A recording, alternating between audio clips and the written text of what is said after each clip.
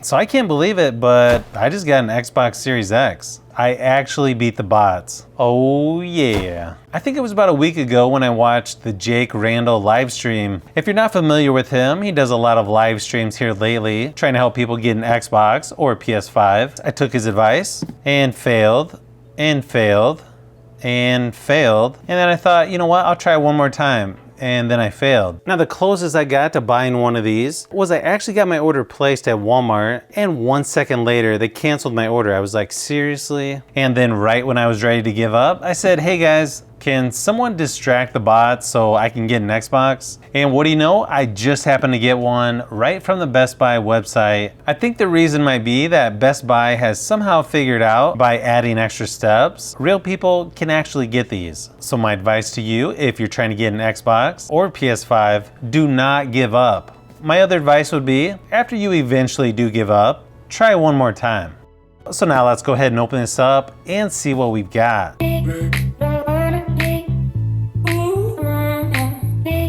We got a few specs here on the side in case you're interested. This box is pretty large, but compared to the PS5, this sort of looks like a mini console. Obviously, you only get one storage option on the Series X. I mean, eventually I'm gonna have to add external storage, but for now I should be fine.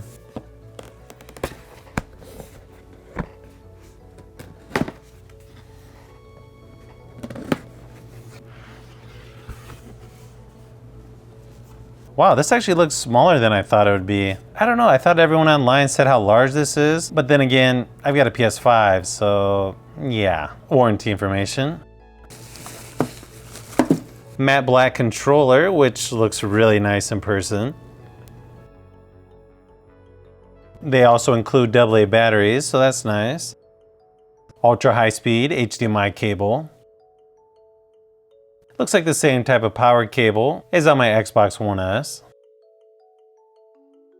Okay, this isn't as big as I thought, but holy cow, this thing is heavy. Looks like a little quick start guide. And that's pretty much it. I don't know, I think this presentation might be better than the PS5. Not that anyone cares, but I know I like to see that.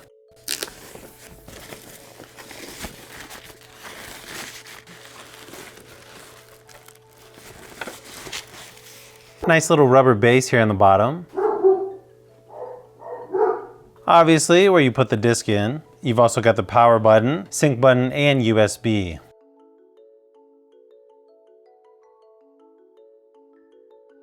You can sort of see the green on the inside there on the top. That's actually a really nice touch as well. All of your ports are nice and organized down there at the bottom. You got your HDMI, storage expansion, 2 USB ports, Ethernet, and where you plug in the power. You've also got feet here on the side in case you want to lay this down instead of using it vertical.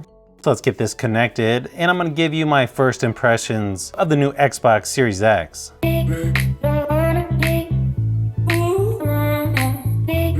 Once I get everything hooked up, the software on this new Xbox seems very similar to my Xbox One S. Actually, it seems identical to my Xbox One S, but I guess I was sort of expecting that.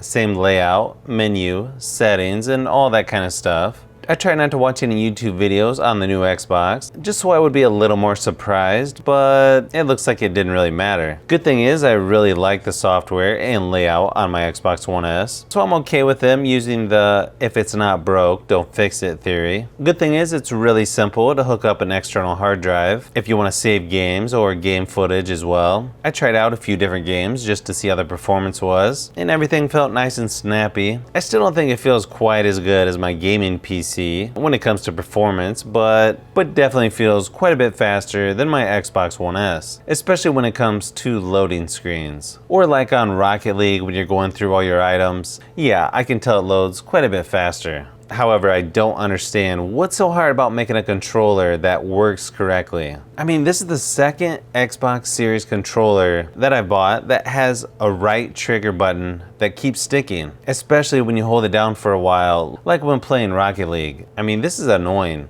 I mean, I'm not saying the older Xbox One controllers were trouble-free or anything, but come on guys, these are brand new controllers. They should be working right out of the box. Let me know in the comments below if you're having issues with your new Xbox controller, because I might be going back to the Xbox One controller. Luckily, those are compatible with the new Xbox Series X, and I really like the ones I've got, so that could be the route that I go. So at least that's an option. Now, even though I really like this new Xbox Series X, if you haven't been able to get one and are still on the fence about it, I would probably say wait. You're not gonna notice a huge difference from the Xbox One X or even the Xbox One S. To me, it's just a minor upgrade where I don't think you're missing out on much, especially when you can play pretty much all the same games on the Xbox One X or S.